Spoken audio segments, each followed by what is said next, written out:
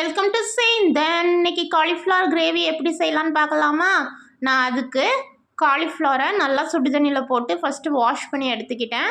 அப்புறமா chilli powder, cornflour, salt, உங்ககிட்ட மைதா இருந்தால் கூட நீங்கள் ஆட் பண்ணிக்கலாம். இதை நல்லா மிக்ஸ் பண்ணிக்கோங்க.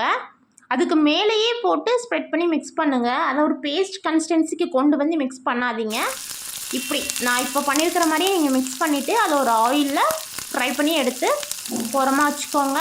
இந்த கிரேவியை தோசை, இட்லி, சப்பாத்தி அண்ட் ரைஸ்க்கு கூட நீங்கள் வச்சு சாப்பிட்டிங்கன்னா அட்டகாசமாக இருக்கும்.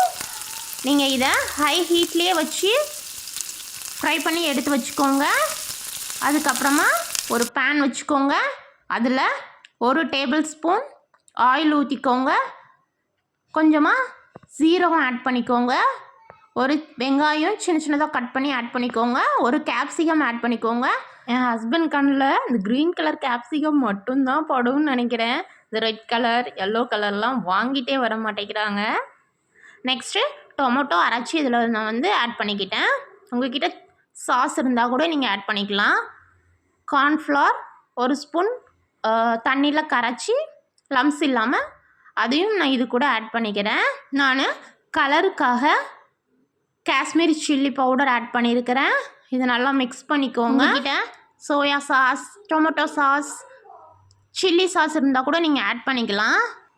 கிரேவி நல்லா கொதிக்கட்டும். கொதித்து வர்றப்ப நம்ம ஏற்கனவே ஃப்ரை பண்ணி வச்சுருக்கிற அந்த காலிஃப்ளவரை இதில் ஆட் பண்ணிக்கலாம். ஆட் பண்ணிவிட்டு ஃபைனலாக பெப்பர் பவுடர் ஆட் பண்ணியிருக்கிறேன். அப்புறமா கொரியாண்டர் லீவ்ஸும் ஆட் பண்ணிக்கிட்டேன். மறக்காமல் கிரேவிக்கு தேவையான சால்ட்டும் ஆட் பண்ணிக்கோங்க. அவ்வளோதான், எம்மியான காலிஃப்ளவர் கிரேவி ரெடி.